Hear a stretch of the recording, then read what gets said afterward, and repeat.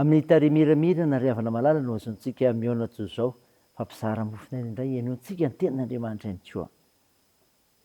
Ho aminareo ny fahasoavana sy ny famindrampo ary ny fiadanana avy amin'Andriamanitra Ray sy Kristy Jesosy Tomponsika. Amen. Talata 17 Desambra 2024 ivanjianantsika ny lohevitra manao hoe manetry tena ny mpino. Andeha ariavana idera sakalazan'Andriamanitra isika.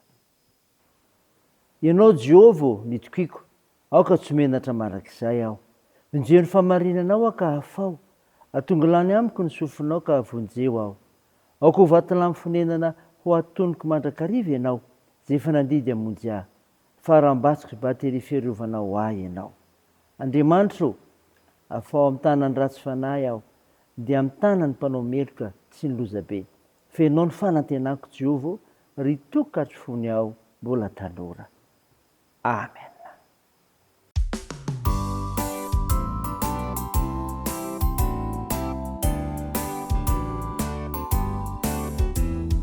Aiza reno misy lay tanàna zo, misy trano jima mety sosomo.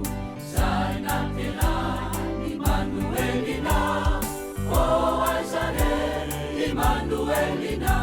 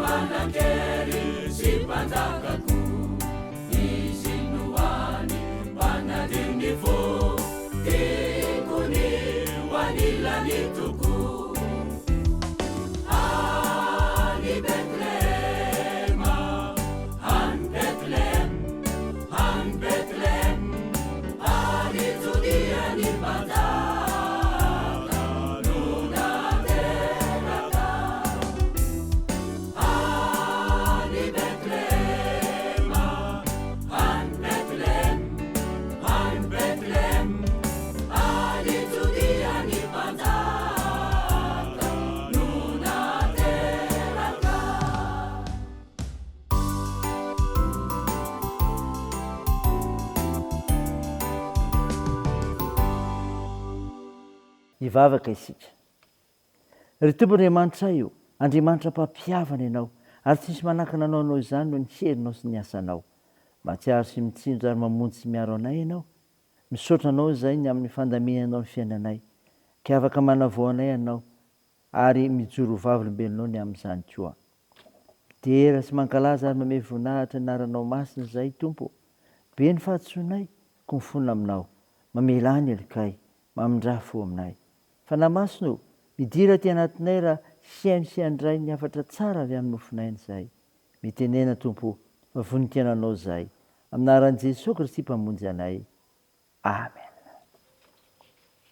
Revana malala ny Mofonaina ho antsika amin'ity tia, dia hitanao amin'ny bokin'ny Genesis.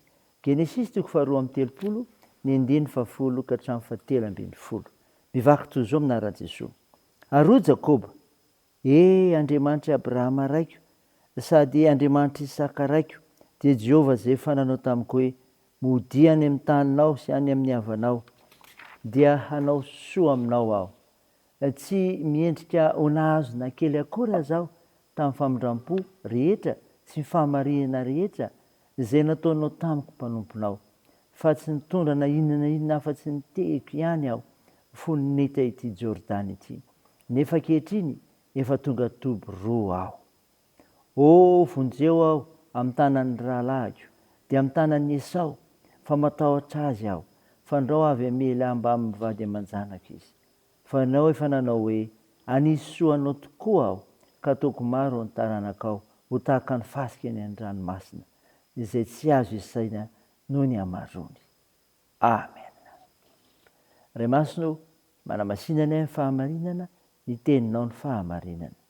Amen. Ry havana malala, ho aminao ny fiadanana.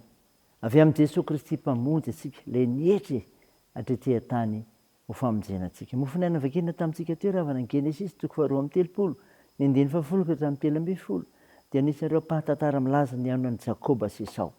Fa inona ny songadiny eto? Dia ny amin'ny olona mitady fihavanana.